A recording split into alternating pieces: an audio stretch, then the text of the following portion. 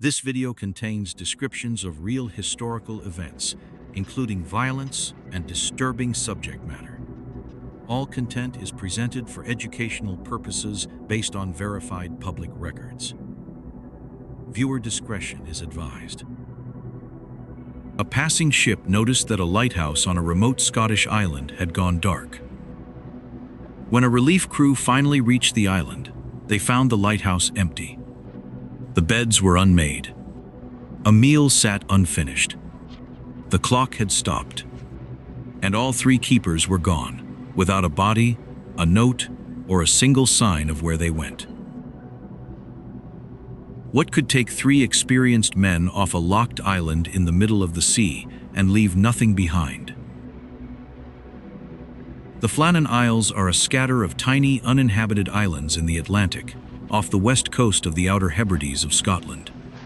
They are barely more than rocks rising out of a violent sea. The largest is called Alien Moor, and even its name carries unease. For centuries, local fishermen would land there to graze sheep, but they refused to stay overnight. They believed the islands belonged to something other than people.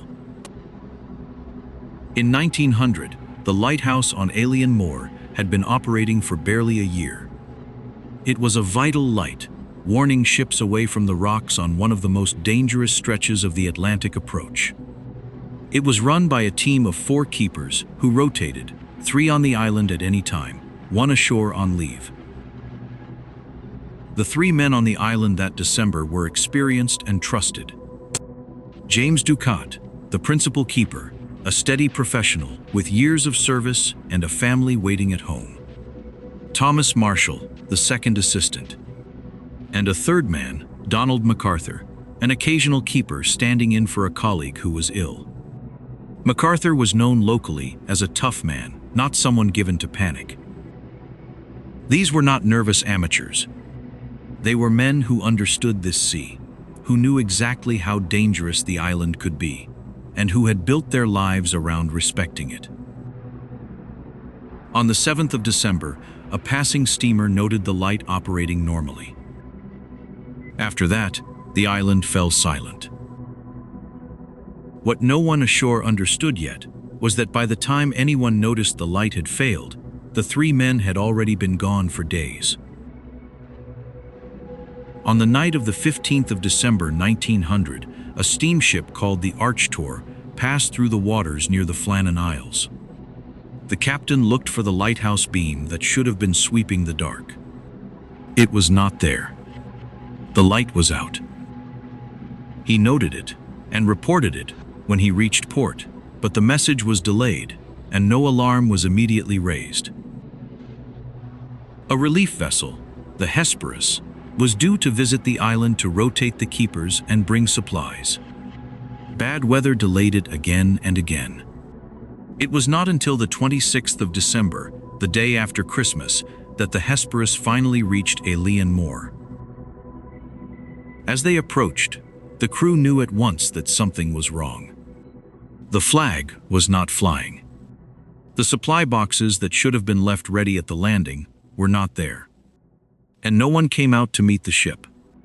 On an island this small, the keepers would have seen the Hesperus coming for miles. No one waved. No one appeared. They sounded the ship's whistle and fired a flare. Nothing moved on the island. A man named Joseph Moore was rowed ashore, and he climbed alone up the long steps toward the lighthouse. He found the entrance gate closed. The main door closed. He went inside. The lighthouse was empty. Inside, the scene was strangely ordinary, and that was the horror of it. The beds were unmade, but the keepers worked through the night and slept by day, so that was not unusual. The kitchen was tidy. The clock had stopped, run down, unwound, as though no one had been there to tend it for days. The lamp in the tower was clean, trimmed, and refilled, ready to be lit, but it had not been lit. Here we have to be careful, because this is where the legend begins to grow beyond the facts. A famous poem written about the disaster a dozen years later added haunting details: an overturned chair, a meal of meat and pickles left untouched on the table, as though the men had leapt up mid-bite. Those images are powerful. They are also largely invention. The official report describes no such dramatic meal frozen in time. The truth is quieter, and in its own way, stranger. What the investigation did establish was this: 2 of the 3 keepers' sets of oilskins, their heavy waterproof coats and boots, were gone from the lighthouse. The 3rd set remained. That meant 2 men had dressed for the worst possible weather and gone outside.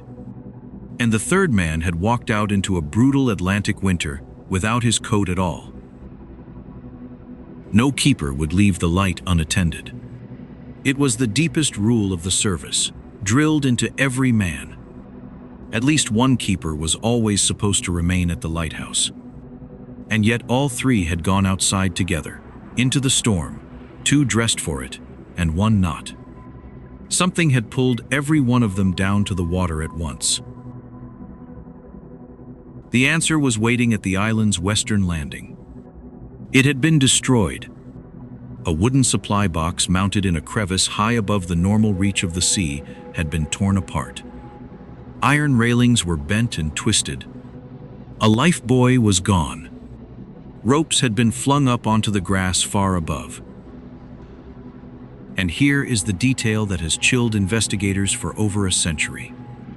The damage at that western landing was found at a height of roughly 30 meters above the sea.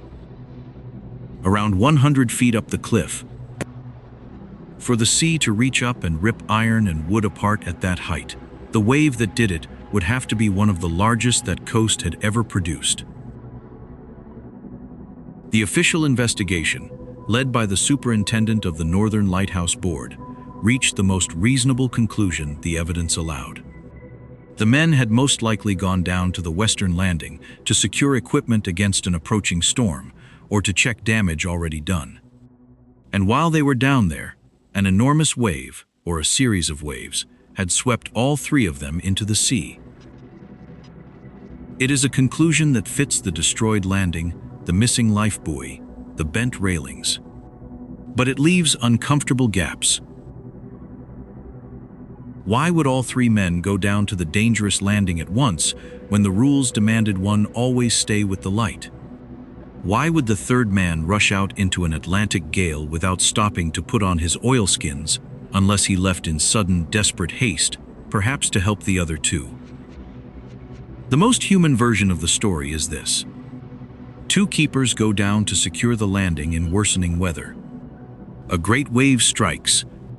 The 3rd man, watching from the lighthouse, sees his companions in danger and runs out without his coat to try to save them. And a second wave takes him too. It is plausible. It is supported by the evidence. And it can never be proven because there was no one left alive to describe it.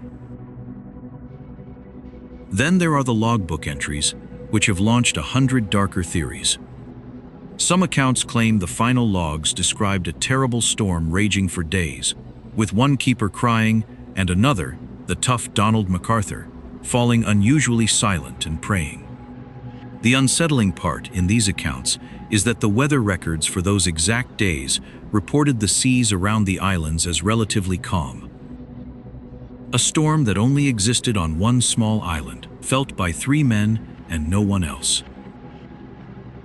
But here, too, caution is required.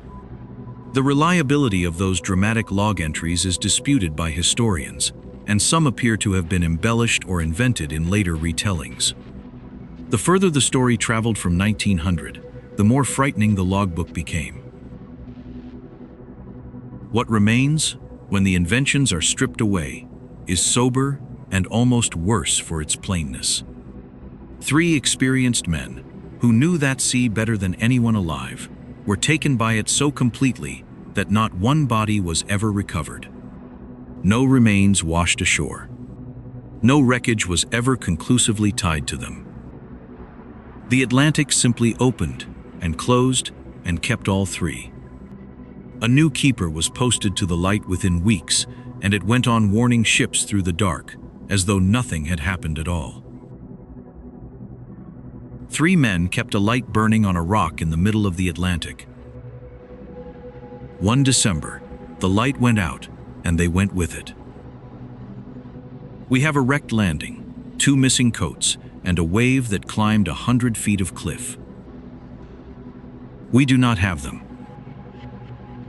The lighthouse still stands on alien moor today, automated now, watched by no one, shining out across the same sea that took the 3 men who once tended it. If you want to go deeper, the story of the Dyatlov Pass is waiting for you.